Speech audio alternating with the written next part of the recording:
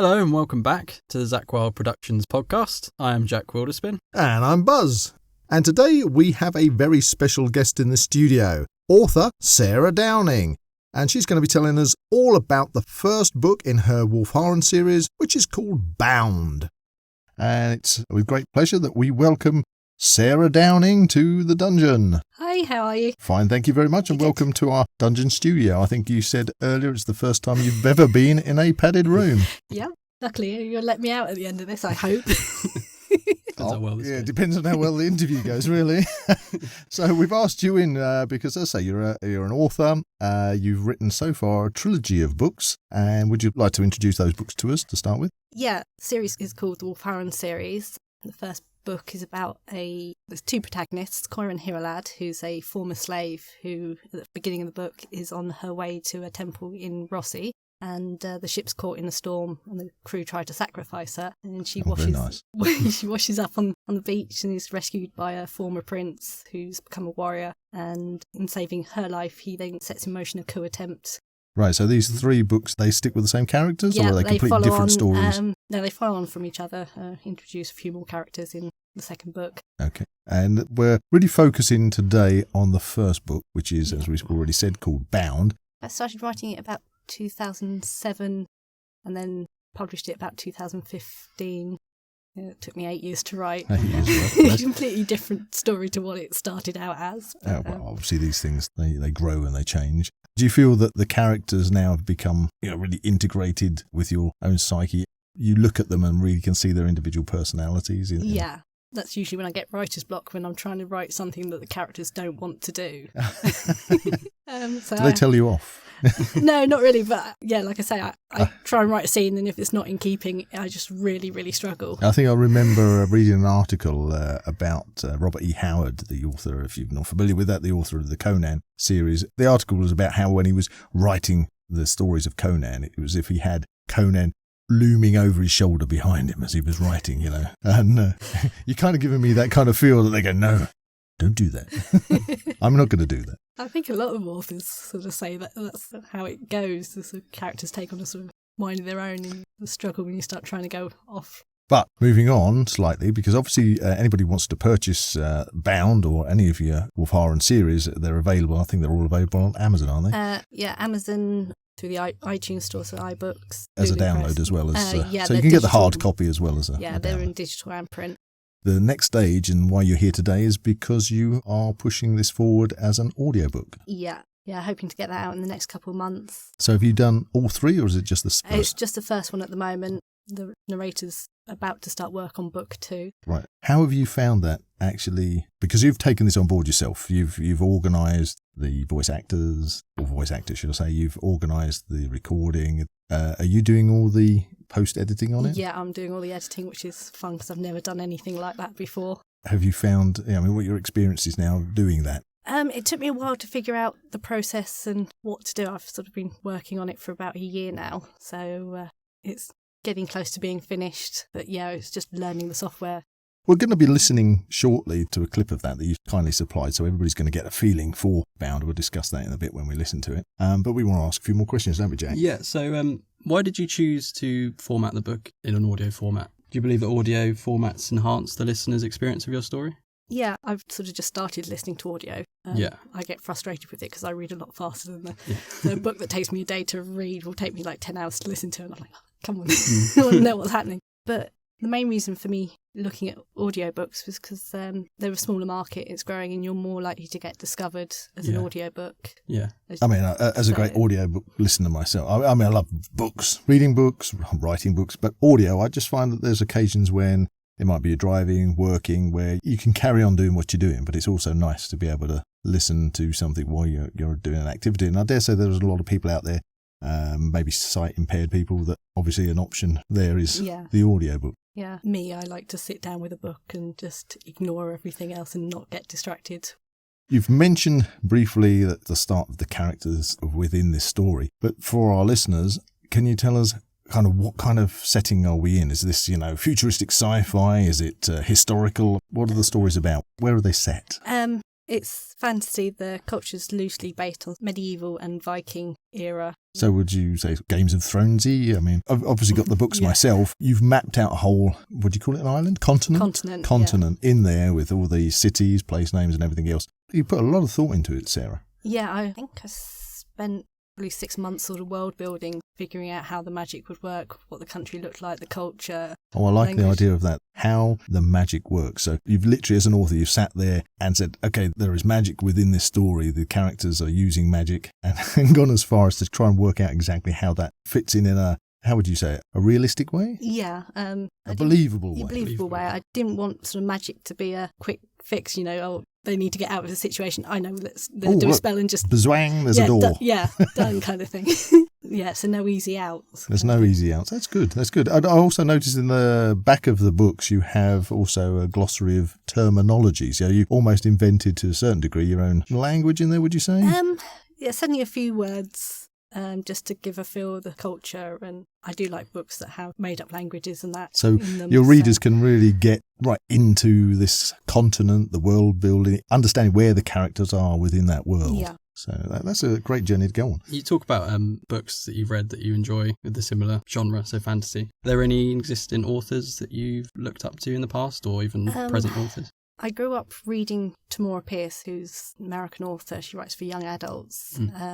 She's got 2 series based around female knights. One of her series is a girl with wild magic who can shape change into various animals. And so you've drawn some inspiration from that. I was a big fantasy reader. So you've mentioned female knights. Now, it's come to our attention that you yourself are quite an accomplished swordswoman. I don't want to say swordsman because you are a woman, so swordswoman. Do you want to tell us a little bit about that? Yeah, I actually got into the sword fighting to help with the fight scenes in the book. They always say write about what you know, so I had no martial arts background, so I thought it'd be a good idea to have a go. And I got involved with the traditional English martial arts club locally. We do everything from swords to sword and dagger, quarterstaff, shin kicking. Fantastic. Various boxing styles, wrestling. So, and this is with real swords or just with? No, they're still swords. Still swords. And reenactment blunts. As an author, has that meant that you've actually been able to put a realism into the fight sequences that otherwise maybe other authors would have had to kind of guessed, made their best kind of guesses at how a sword fight would have progressed? When if I'm writing a fight scene, I'll sort of be walking it through in my room, sort of trying to figure out, grips and sort of where they're moving. But I've read some books where they've got fights and you can tell they've based them on sort of TV. They're doing cartwheels and that in the middle of a sword fight. I suppose if you can act out the scene you're about to write, it makes it so much more fresh in your memory, doesn't it? So that when you come to... Well, actually, you mentioned that. Your books are quite brutal at times. So Jack, the thought of Sarah acting out some of these scenes, she is quite brutal with some of her characters. Backtrack off that one. Maybe it's a good idea we do leave her in a padded room. Well, like I say, in the first book, because there's a coup attempt, I think I kill off about 13 people in the first book, so quite a high body count. And why not? Well, I tell you, this is a great juncture. Why don't you read us the synopsis of Bound, and then we can go straight over and listen to the clip so everybody can see what the audiobook's going to have a taste of that. Okay, so Corin Hiralad is a former slave on her way to join a temple in Rossi. When the ship she is travelling on is caught in a storm, she finds herself being offered up in sacrifice, for it's said only a death can calm a storm at sea. Elam, taking part in the ritual of Isildur, discovers Corin on the beach, miraculously alive despite her injuries. With even the doors of the temple hospices barred for the night, Elam has no choice but to take her into his household in order to save her life. But no good deed goes unpunished. When the king is killed in a hunting accident and the man responsible is found dead in his cell, Elam suspects a coup.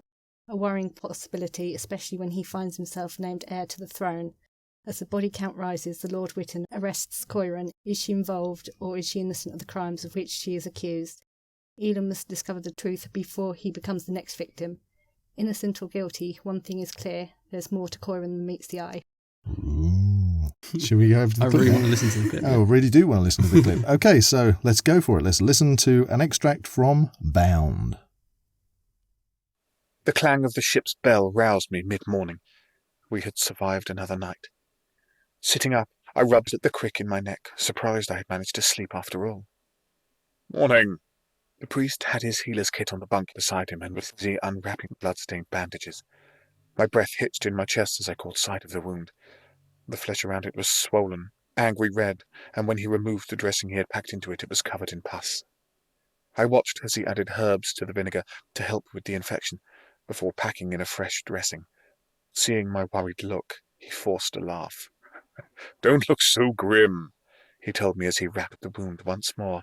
"It's not nearly as bad as it looks." I didn't believe him. Even if I had not seen the pus, his eyes were fever bright behind his mask. I had seen similar wounds often enough in the slave markets to know that if he could not get the infection under control, he would be dead within days. If he died before the storm abated, there would be no one to stop the captain sacrificing me to the sea god. "We should make landfall sometime today," the priest reassured me. "The captain is surely not foolish enough to try to outrun this storm all the way to the port in Callistis." The fear that constricted my chest eased a little. Once we made land, he would be able to seek the aid of a healer temple. As proficient as his herbcraft seemed to be, he needed a healer mage. I just had to avoid the captain until then. With nothing to do in the cabin, we dozed on and off, the priest sleeping for longer and longer stretches as the day wore on. The crash of the cabin door thrown open startled me awake. I froze with fear as a half-dozen brawny sailors rushed into the cabin. 4 of their number pinned the priest to the bunk. The other 2 advanced on me. I grabbed the knife as one of the sailors yanked me to my feet. Following the priest's advice, I slashed the blade across the sailor's throat, wincing when hot blood sprayed across my face and pattered against the bulkhead beside me. The sailor slumped to the floor, dead. His companion recoiled from me with a surprised oath. They had not expected me to be armed. "Get out of the way!" I recognized the Jahesta, the man in charge of the ship's rowers, as he stepped into the cabin, pushing his dark curly hair back from his eyes. "We've got her." "Leave her alone," the priest ordered through chattering teeth as he struggled and failed to free himself. I could hear the shortness of his breathing, see the sheen of sweat on his skin. He would be dead by moonrise, if not before. The sailors knew it too, for they ignored him. I set my grip on the knife as the Jahesta advanced. He grabbed my knife hand when I tried to stab him, his fingers digging into the soft flesh of the underside of my wrist. I dropped the knife with a cry of pain. He kicked it out of reach beneath the bunk and backhanded me across the face. I fell to my knees, my ears ringing and spots dancing before my eyes. After jerking me to my feet, the Jahesta swept me up over his shoulder and carried me out into the night. Cold rain pummeled my back as the Jahesta carried me across the pitching deck. At last he set me down before the captain, who stood in front of the bipedal mast. A man I took to be the wizard stood at his side. Lean and wiry, he reminded me of a half-drowned vulture, with his bald head and feathered cloak. "This had better work," the captain warned the wizard, his hair whipping in the wind as lightning split the sky. "Across the priest together. Fail me and I will hand you over to the constables at Thinis when we return home." Leaving me to the wizard, he stalked back towards the tiller. The Jahesta held me steady, and the wizard started to chant, the soft, sibilant words somehow carrying above the howling wind. He swayed in time to his chanting, waving his hands before him in ritualistic gestures. I tried to pull my gaze away from the wizard and couldn't. The Jahesta released me when I began to sway as well. Suddenly, the wizard reached out to tap me sharply on the forehead between the eyes. His power struck me with the force of a hammer, stealing my breath and stilling my heart in my chest as it washed through me, driving my soles before it. Disconnected from my body, I watched helplessly as the wizard led me to the starboard rail and wrapped his off-arm tight about me, pinning my arms to my sides. Drawing a blunt-tipped, gold-bladed knife from the folds of his cloak, he laid the edge against my neck, tight beneath my jaw. The ship jerked, timbers shrieking as the wizard drew the blade across my throat. I heard the sailors cry out in fear. The wizard released me, letting my body tumble over the rail. I hit the water with a solid slap. The shock of the frigid water jolted my consciousness back into my body. I gasped for breath, shocked to discover I could still do so, and inhaled salt water. The brine burnt in my wound and lungs and stung my sinuses as the storm dragged me down, tumbling me like a rag doll. So that was a rather dark segment of the book, but really interested to listen to more, definitely. Going off topic a little bit, you say you start writing in 2007, which was quite a while ago. Is there any advice you would give to your younger self when writing? Is there anything you've learned in the process that you would like to go back and... Yeah, certainly, definitely read the work out loud. You pick up more errors. Interesting. It improves the flow than just sort of reading it on the... Proofreading it yourself. It's easier if you read it aloud, yeah? Yeah, I mean, I do pay for an editor, which is definitely a good idea, and I paid for someone to do the cover art. Yeah. Definitely a good investment. But yeah, I mean, listening to the audiobooks, doing the editing, there's bits I think, that doesn't quite flow properly, but because it has to match the books, it means re-editing the books, which... Too much, yeah.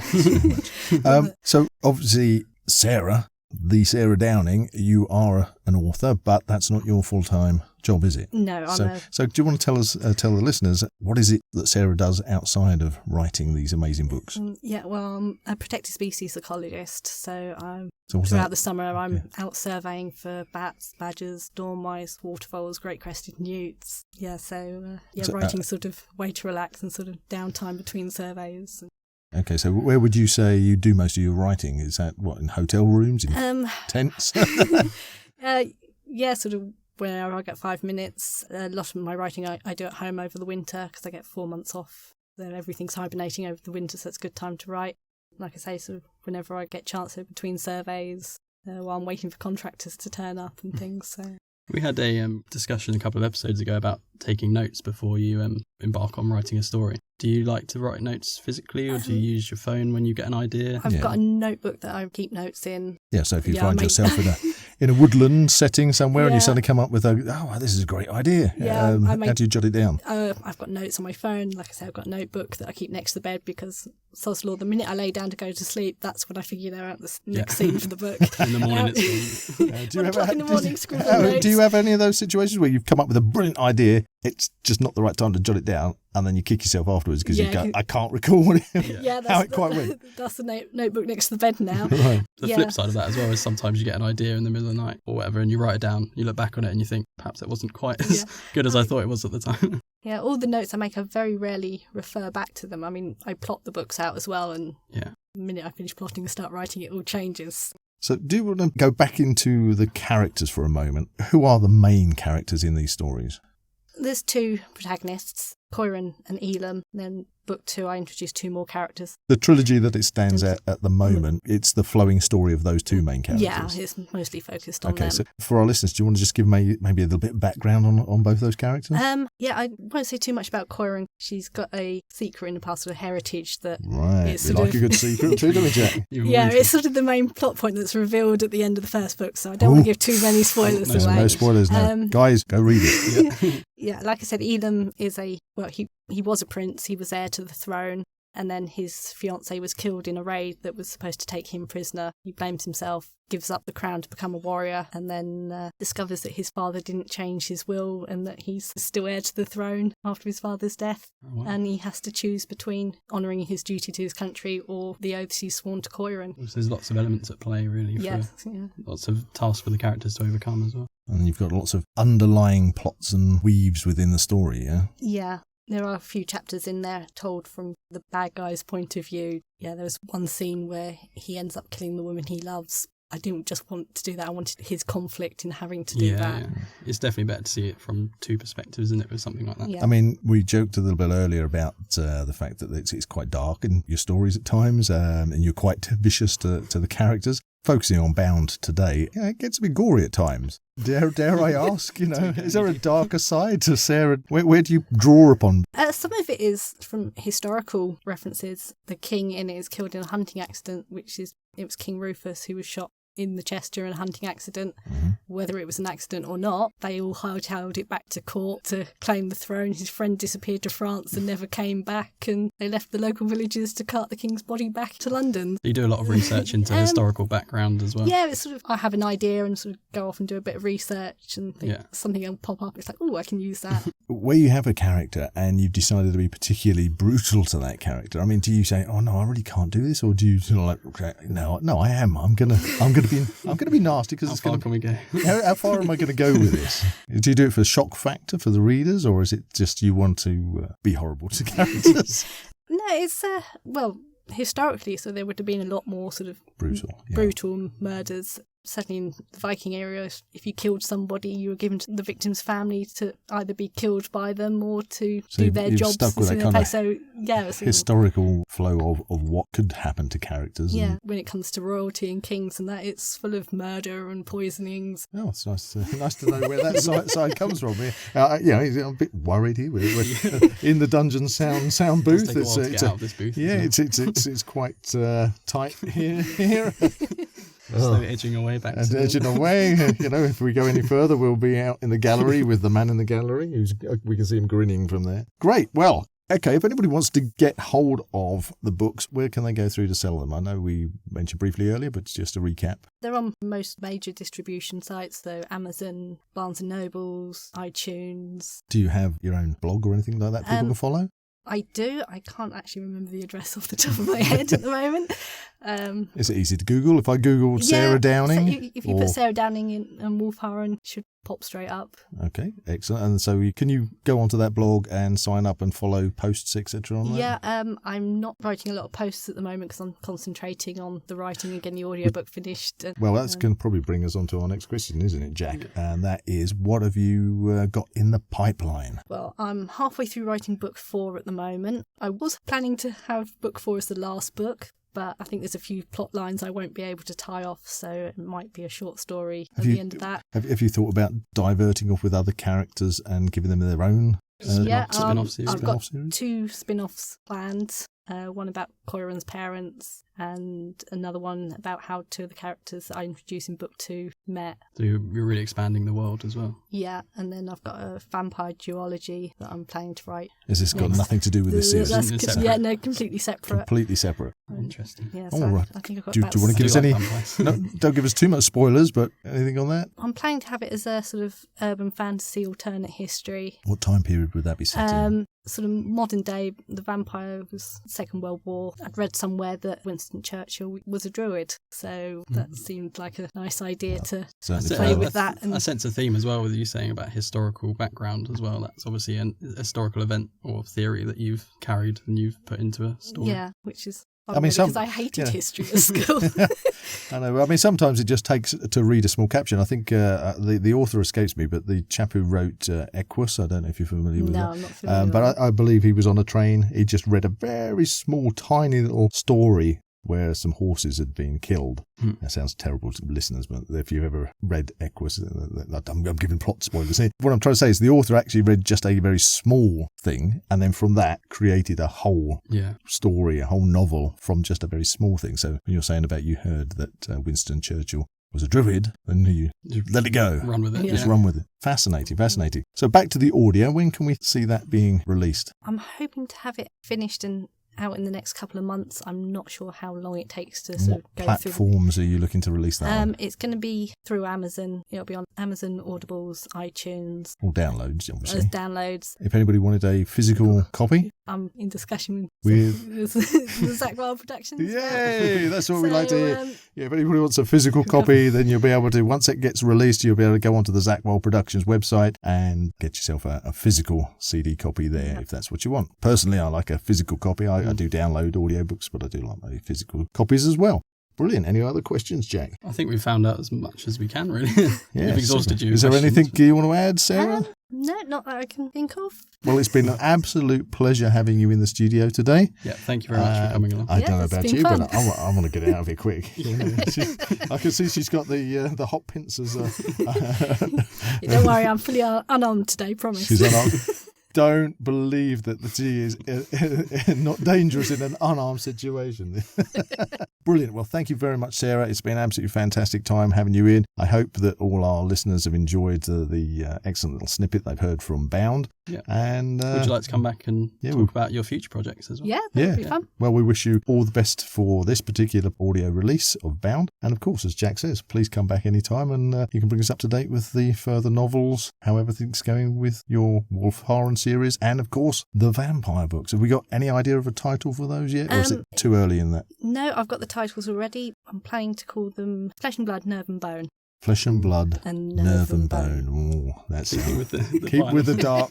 Keep with the dark. Brilliant, Sarah. It's been an absolute pleasure. Thank you so much. Okay, thanks.